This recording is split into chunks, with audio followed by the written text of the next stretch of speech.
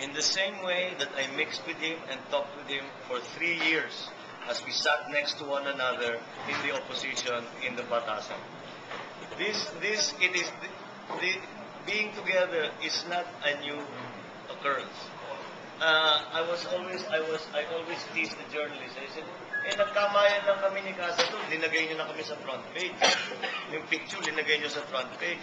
Kung gusto niyo ng picture na kami ni Satur nagkakamayan, ba't di kayo pumunta sa Batasan? Kahit anong araw, for the last 3 years, makikita mo kami nagkakamayan. So, it is something really that has been created. I guess the reporters have to find an angle, right, for their stories. So, but there have been, of course, there are clearly differences in ideology in any senatorial state. But again, the area of commonality, the battle, the war against poverty, is sufficiently large and sufficiently important that we have decided that is what we will focus upon. Now we will focus upon what we have in common, and that is to fight against poverty and to help our people, and to put the other ideological battles at least not at the forefront. We'll continue to fight them, but not at the forefront. So you have meetings as a group as well? Hindi naman, I mean, kung hindi tayo, hindi naman, hindi naman personal ang Wala naman akong kasalanan sa kanila, magagalit sila sa akin. Wala naman silang kasalanan sa akin, magagalit ako sa kanila. So what's the big deal of me sitting next to them and talking and having a coffee? Nothing. We've agreed to disagree on many things, certainly. But to work for the campaign, we work very, very well towards the campaign to help our candidate, Manny Villar. We've done very well doing it. To stay unified.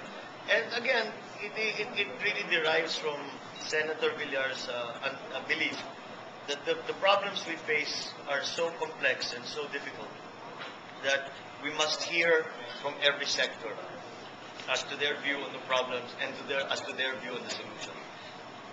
Furthermore, when we decide upon the solutions to those problems, to implement them, again, the problems are so profound and so difficult that to implement any solutions you may come up with will require the assistance of every sector of society for that to be successful. And that's why it is this belief that putting together disparate groups into one is going to be an advantage rather than a liability.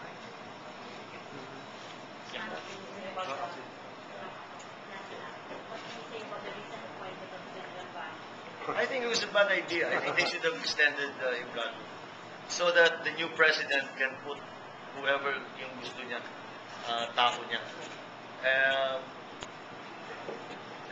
Just on a purely operational point of view. Madali lang naman sana yung extension.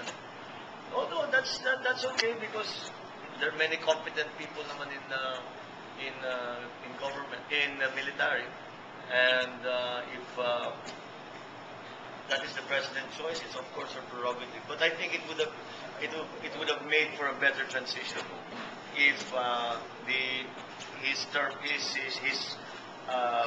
position as chief of staff was extended until after the election to allow the new president to pick his own chief of staff. Congressman, last year I wrote what tinatawag na open office was July